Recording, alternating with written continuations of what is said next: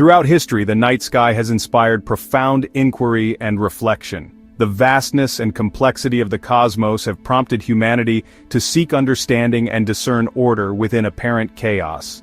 Among those who pursued such understanding was Johannes Kepler, a pivotal figure in the scientific revolution. For Kepler, the study of the heavens was not merely an intellectual pursuit, but a profound vocation.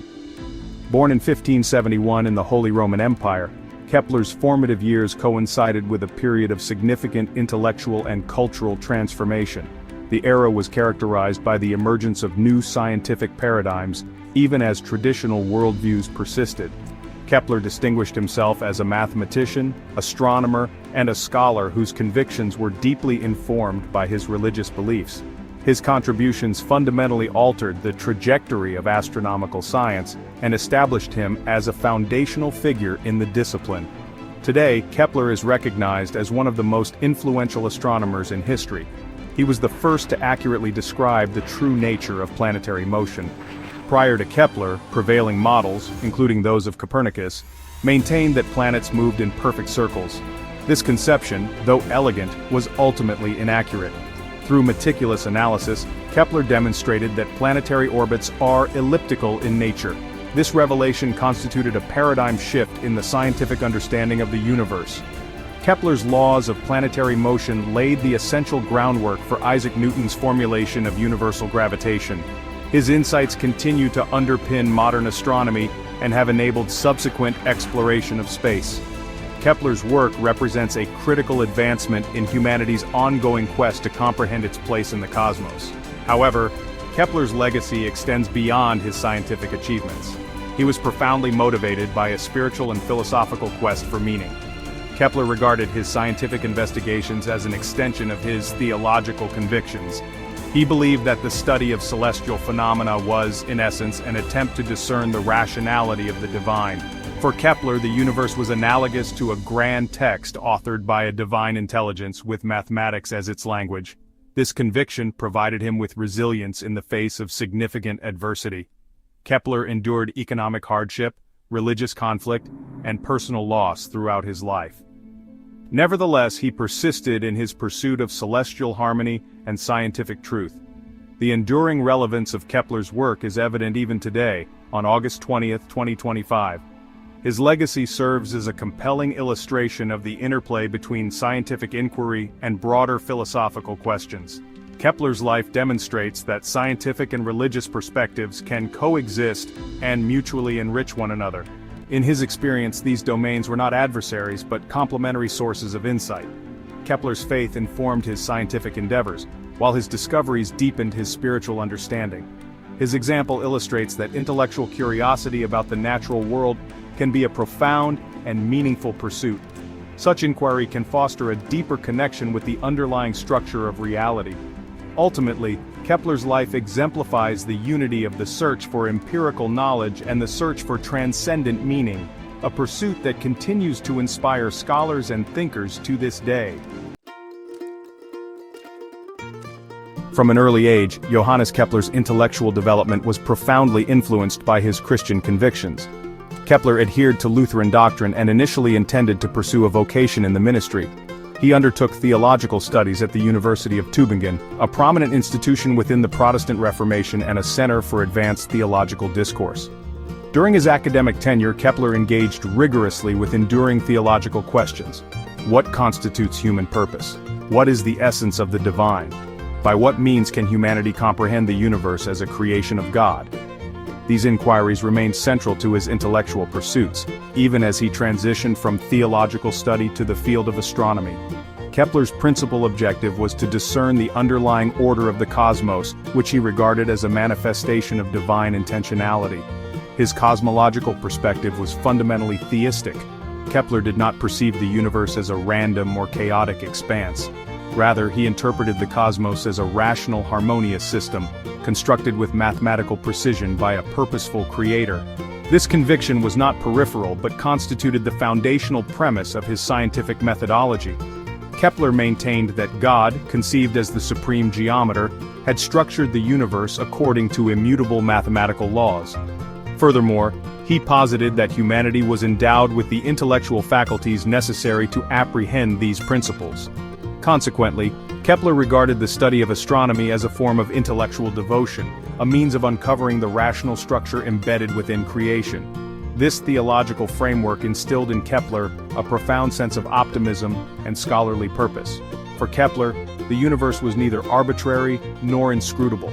It was governed by discoverable laws and mathematical order, accessible through systematic observation and analysis. Where others might have been deterred by empirical inconsistencies or theoretical setbacks, Kepler's theological convictions sustained his perseverance. He was resolute in his belief that a coherent and elegant explanation existed, predicated on the assumption that a perfect deity would not create a disordered universe. This faith functioned as a stabilizing force, enabling Kepler to endure prolonged periods of intellectual challenge and uncertainty. Thus, any comprehensive assessment of Kepler as a scientist must also acknowledge his identity as a theologian. His religious beliefs were not compartmentalized from his scientific endeavors. Rather, they were integrally connected to his investigative process. Faith constituted the interpretive framework through which Kepler approached both natural philosophy and empirical inquiry. He perceived no inherent contradiction between scriptural revelation and scientific investigation. To Kepler, the Bible and the natural world represented two complementary texts, authored by the same divine source, one disclosing moral and spiritual truths, the other revealing the intricacies of the cosmos. His scholarly life was thus characterized by a continuous effort to interpret and synthesize both theological and scientific knowledge. Johannes Kepler's legacy is inextricably associated with his formulation of the three fundamental laws of planetary motion. The derivation of these laws was not an instantaneous achievement, but rather the culmination of over a decade of rigorous and methodical research. Kepler meticulously analyzed an extensive corpus of astronomical observations, the most precise of his era, amassed by the eminent Danish astronomer Tycho Brahe. His principal objective was to elucidate the anomalous motion of the planet Mars. For many years, Kepler endeavored to reconcile the observational data with the prevailing paradigm of circular planetary orbits. Despite exhaustive calculations, the empirical evidence consistently deviated from theoretical predictions. Mars persistently failed to conform to the expected positions dictated by circular models. Ultimately, after considerable intellectual struggle, Kepler arrived at a transformative hypothesis. He challenged the long-standing axiom of celestial perfection embodied by the circle. He posited, what if the planetary orbit was not a circle, but an ellipse? Upon applying this elliptical model, the observational data aligned with remarkable precision. This insight became enshrined as Kepler's first law: planets move in elliptical orbits, with the Sun occupying one of the foci. Kepler's second law articulated the principle that a planet's orbital velocity varies such that it sweeps out equal areas in equal intervals of time, moving more rapidly when nearer to the Sun, and more slowly when farther away. The third law established a precise mathematical relationship between a planet's mean distance from the Sun and the period required to complete one revolution, thereby quantifying the harmony of the solar system. Kepler's intellectual contributions, however, extended well beyond celestial mechanics. In the domain of optics, Kepler was among the first to accurately describe the function of the eye's lens in projecting an image onto the retina. He also engineered an enhanced refracting telescope design, subsequently termed the Keplerian telescope, which became foundational for subsequent astronomical research. Kepler was a forerunner of the modern scientific method, emphasizing the necessity of empirical validation and the iterative refinement of hypotheses. His refusal to disregard minor discrepancies in Brahe's data ultimately facilitated his most significant scientific breakthroughs. Beyond astronomy and optics, Kepler also contributed to the nascent field of crystallography. His inquiry into the hexagonal symmetry of snowflakes led to one of the earliest scientific treatises on crystal structure, exploring the mathematical underpinnings of their geometric regularity. This work exemplifies Kepler's conviction that the natural world, from the grand architecture of planetary orbits to the intricate form of a snowflake, is governed by mathematical order. In all his endeavors, Kepler sought to uncover the fundamental patterns and laws that, he believed, reflected a rational and harmonious cosmos, intelligible through mathematics and empirical investigation. For Johannes Kepler, scientific inquiry was fundamentally intertwined with religious devotion. Kepler's Christian convictions were not merely peripheral, rather, they constituted the primary impetus for his scientific investigations. He maintained that the universe was a creation of God, intentionally structured to reveal its underlying order to human reason. In his published works, Kepler frequently articulated his research as a vocation analogous to priestly service.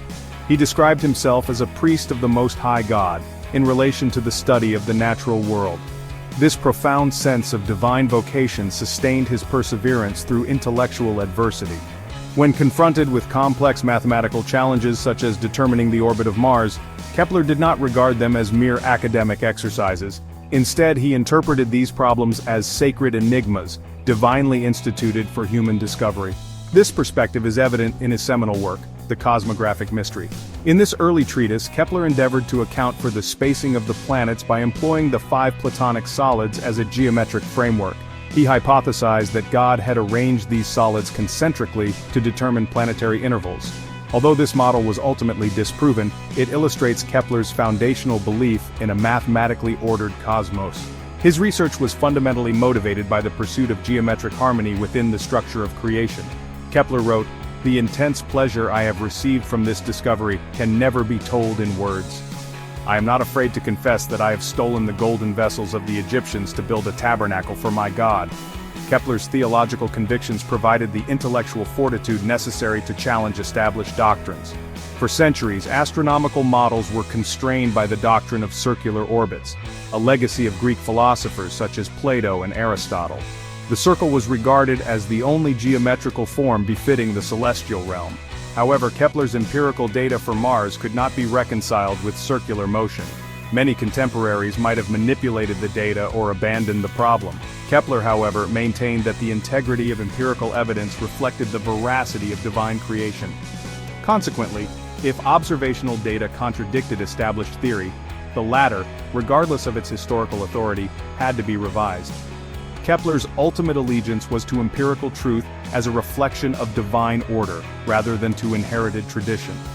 This epistemological commitment enabled him to adopt the ellipse, a form less idealized than the circle but more consistent with observation. Even after formulating his laws of planetary motion, Kepler did not interpret them as merely mechanistic principles. He conceptualized them as manifestations of a harmony of the spheres, a notion rooted in both mathematical and theological traditions. Kepler posited that planetary motions constituted a form of cosmic music, inaudible to human senses but intelligible to the divine intellect. He devoted considerable effort to transcribing these theoretical harmonies into musical notation for each planet. This synthesis of scientific rigor and spiritual reflection exemplifies the profound integration of Kepler's intellectual and religious life. For Kepler, the discovery of a natural law was analogous to discerning a new chord within a divine composition, thereby advancing human understanding of the Creator's design.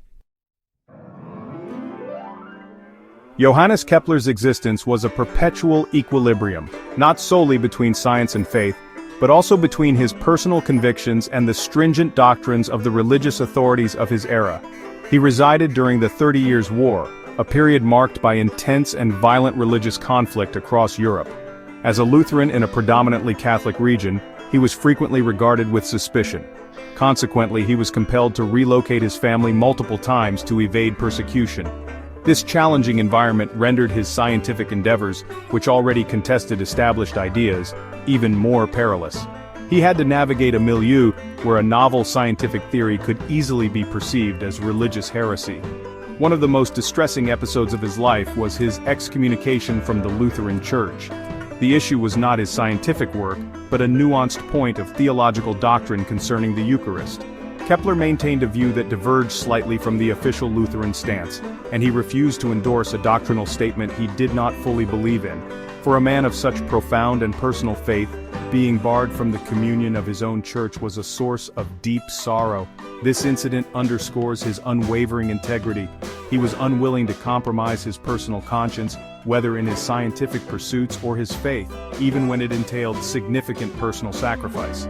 Kepler also faced the challenge of reconciling his astronomical discoveries with certain interpretations of the Bible. For instance, some individuals cited scriptural passages such as the story of Joshua commanding the sun to stand still to argue that the earth must be stationary. Kepler confronted this issue directly. He contended that the Bible was written in the vernacular of ordinary people, employing everyday appearances to convey spiritual truths. It was a text of faith and morals, not a scientific treatise.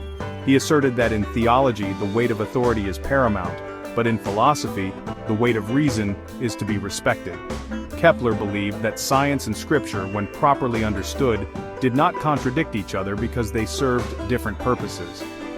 Perhaps the most harrowing ordeal of his life was when his mother, Katharina, was accused of witchcraft.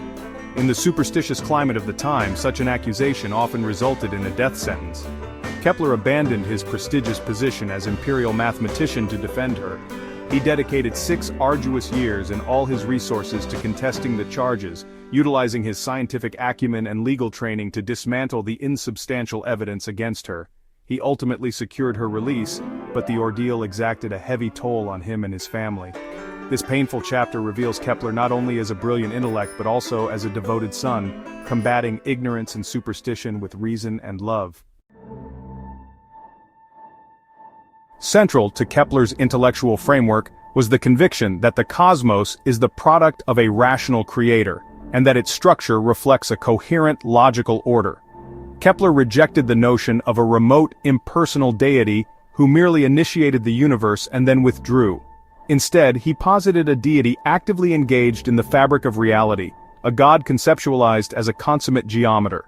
This perspective elevated mathematics from a utilitarian discipline to a profound means of apprehending the universe's underlying principles. For Kepler, mathematics constituted the sacred language through which the universe was articulated. He regarded it as the essential key for deciphering the mechanisms of creation. This epistemological stance implied that the physical world was fundamentally intelligible. If the universe was constructed upon mathematical foundations, then the human intellect, endowed by God with rational faculties, was capable of comprehending its design. This represented a significant departure from earlier, more mystical interpretations of nature. Kepler conceptualized the cosmos not as a domain of disorder and unpredictability, but as a system governed by order and mathematical harmony. Every celestial body, every natural phenomenon, adhered to discernible laws. These laws, Kepler asserted, could be expressed through the precise language of mathematics. His scholarly pursuit was fundamentally an effort to decode this mathematical structure. Kepler's investigation into planetary motion was a direct manifestation of this philosophical commitment. He operated under the premise that planetary trajectories must be governed by elegant, mathematically expressible relationships. When his initial hypotheses proved inadequate, Kepler did not attribute this to cosmic disorder. Rather, he concluded that the correct mathematical formulation had yet to be discovered. He famously stated, "Geometry, being part of the divine mind from time immemorial, is God himself." This assertion underscores the extent to which Kepler identified the logical architecture of the universe with the essence of the divine. Thus, the study of geometry was, for Kepler, tantamount to the study of God. This philosophical orientation imbued his scientific investigations with profound spiritual significance. His measurements and calculations were not merely technical exercises. They represented an attempt to delineate the architectural blueprint of the cosmos. Each successful computation or theoretical insight constituted for Kepler a moment of intellectual revelation, a glimpse into the divine order. This explains the profound sense of fulfillment and elation that accompanied his scientific achievements. For Kepler, such moments were akin to accessing a fragment of the divine intellect. He perceived his scholarly endeavors as fulfilling a divinely ordained purpose, utilizing reason to apprehend and honor the works of the Creator. In this sense, Kepler's scientific practice was fundamentally an act of intellectual devotion. To gain a comprehensive understanding of Johannes Kepler's intellectual framework, it is imperative to examine his own writings. His manuscripts are replete with passages that elucidate the profound interconnection between his scientific endeavors and his spiritual convictions. Kepler did not obscure his faith, rather he declared it as the cornerstone of his scientific pursuits. Upon formulating his third law of planetary motion, Kepler experienced profound awe and gratitude. He articulated, I thank thee, Lord God, our Creator, that thou hast allowed me to see the beauty in thy work of creation. For Kepler, discovery was not a moment of personal pride, but a moment of shared joy with the creator of the very phenomena he studied. He frequently described his work as an endeavor to think God's thoughts. This profound phrase encapsulates his entire philosophical outlook. Kepler posited that the human intellect, with its capacity for reason and mathematics, mirrored the divine intellect. By employing our intellect to comprehend the natural world, we engage in a divine act. He famously asserted, "The chief aim of all investigations of the external world should be to discover the rational order and harmony which has been imposed on it by God and which he revealed to us in the language of mathematics." This statement served as his mission, guiding his entire scientific career. Kepler was acutely aware of humanity's modest place within the vast cosmos. Yet this awareness did not lead him to despair. Instead, it inspired him to worship. In the preface to his book, Mysterium Cosmographicum, he composed a prayer that succinctly encapsulates his perspective. He implored that if he had been led into presumption by the wondrous beauty of thy works, that God would inspire him with the moderation necessary to restrain the impetuosity of his tongue. Kepler exhibited profound humility, acknowledging that his work was merely an attempt to appreciate a creation far greater than himself. He perceived himself as a servant, tasked with unveiling the splendor of his master's creation. Even when contemplating the significance of his discoveries, his focus remained on God. Upon completing his magnum opus, Harmonies of the World, he concluded with a triumphant, worshipful exclamation, "I have completed the work of my profession," he wrote. "I have displayed the glory of your works to the men who will read these demonstrations, insofar as my limited mind has been able to grasp the infinite glory of them. If I have brought forth anything that is unworthy of you, I pray that you will grant me your grace that you will not hold me accountable for it." In his moment of greatest scientific achievement, his thoughts turned to praise and a humble plea for grace. The enduring contributions of Johannes Kepler to the fields of astronomy and natural philosophy constitute a significant and lasting legacy. Kepler's life exemplifies the potential for a constructive relationship between religious faith and scientific inquiry, two domains frequently perceived as mutually exclusive in contemporary discourse. For Kepler, the boundaries between empirical investigation and spiritual reflection were permeable and interconnected. He regarded both scientific research and religious devotion as complementary avenues for exploring the cosmos, which he understood as the creation of a rational deity. Kepler's theological convictions provided motivation for his astronomical investigations, while his scientific discoveries, in turn, reinforced his spiritual beliefs. He demonstrated that a commitment to the concept of an orderly and intelligible universe, governed by a rational creator, can serve as a powerful impetus for scientific advancement. This conviction underpinned his persistent search for objective truths within the natural world. In the present era, the perceived dichotomy between scientific and spiritual worldviews remains prevalent. Kepler's intellectual legacy challenges this binary perspective. He provides a historical example of an individual who maintained both rigorous scientific standards and a profound religious faith. Through the application of mathematical reasoning and empirical observation, Kepler corrected long-standing misconceptions in astronomy, yet he consistently retained a sense of wonder and reverence for the underlying order of the universe.